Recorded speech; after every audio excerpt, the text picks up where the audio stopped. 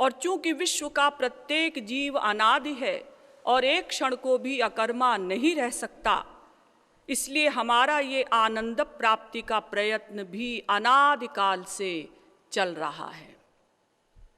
परंतु हम लोग आज तक भी आनंद की एक बूंद भी न प्राप्त कर सके। उसका कारण क्या है? उसका कारण ये है कि हमने अभी तक उस ईश्वर को, उस आनंद स्वरूप ईश्वर को नहीं जाना, नहीं प्राप्त किया। वेद में कहा गया कि तमेव विदित्वाति मृत्युमेति नान्यः पंथा विद्यते यनाय। श्वेताश्वतरोपनिषद 3 अध्याय का 8वां मंत्र। उसको जान कर ही तमेव विदित्वा अति मृत्युमेति, कोई मृत्यु को, माया को पार कर सकता है। नान्यः पंथा विद्यते यनाय, और कोई मार्ग नहीं है। जब ये कह दिया था कि उसको जान कर ही कोई माया से, मृत्यु से परे हो सकता है, तो ये कहने की क्या आवश्यकता थी कि और कोई मार्ग नहीं है? ये पक्का करने के लिए दोहरा दिया। यानी वेद का इशारा ये है कि समस्त जीव उस ईश्वर को जाने।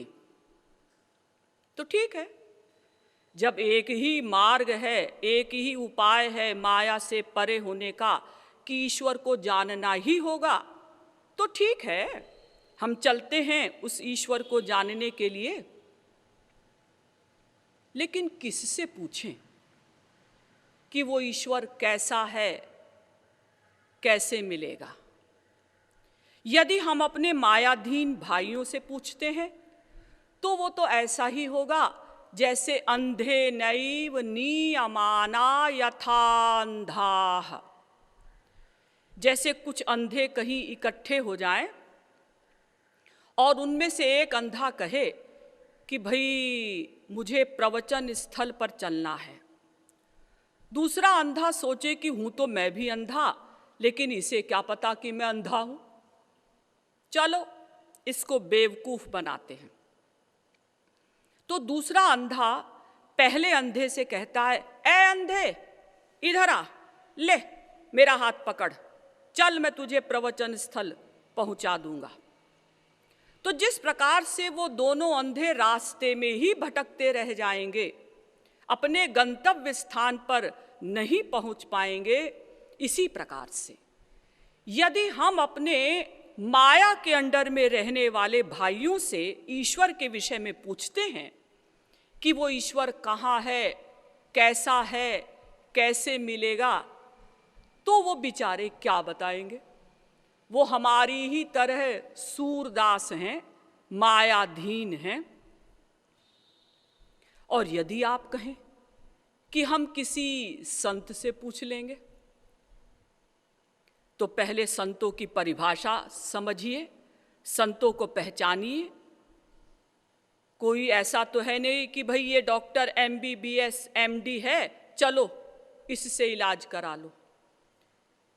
हम कैसे पहचाने, कैसे समझे कि अमुक महात्मा वास्तव में सच्चा महात्मा है भी या नहीं? आप लोग कहेंगे कि फिर हम किसी ग्रंथ को पढ़कर भगवान के विषय में समझ लेंगे। ना,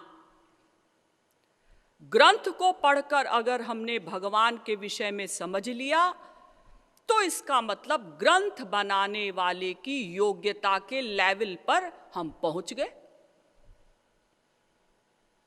इंग्लैंड में एक फिलॉसफर हुआ, उसने लिखा कि भारतवर्ष में एक गाय का चरवाहा हुआ बेपढ़ा लिखा।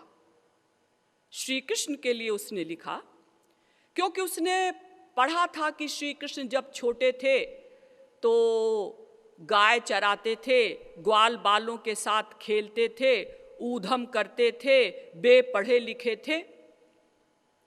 तो उसने लिखा कि भारतवर्ष के गाय के चरवाहे ने एक पुस्तक लिखी है गीता, जिसके टक्कर की कोई पुस्तक पूरे विश्व में नहीं लिखी गई।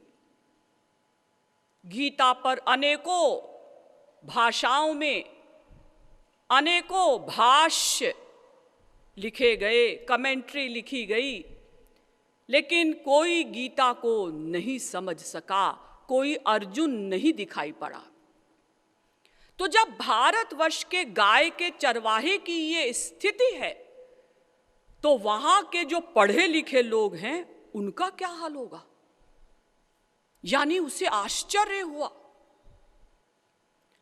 तो पुस्तक को पढ़कर भी हम भगवान के विषय में नहीं समझ सकते, और फिर एक दो पुस्तक तो है नहीं कि पढ़ लें। श्रुतिर्विभिन्ना स्मृतयोर्विभिन्ना नैको मुनिर्यस्य वचः प्रमाणम् शास्त्रस्य तत्त्वं निहितं गुहायां महाजनो येन गतस्स पंथाः। महाभारत में लिखा है कि श्रुतियों में अलग ढंग से लिखा है, स्मृतियों में अलग ढंग से लिखा है, पुराणों में अलग ढंग से लिखा है। हम क्या समझेंगे? श्रुति पुराण बहु कहे उपाई छूटना, छूटना अधिक अधिक अरुझाई। जितने ग्रंथों को हम पढ़ते हैं सुलझते नहीं और उलझते जाते हैं।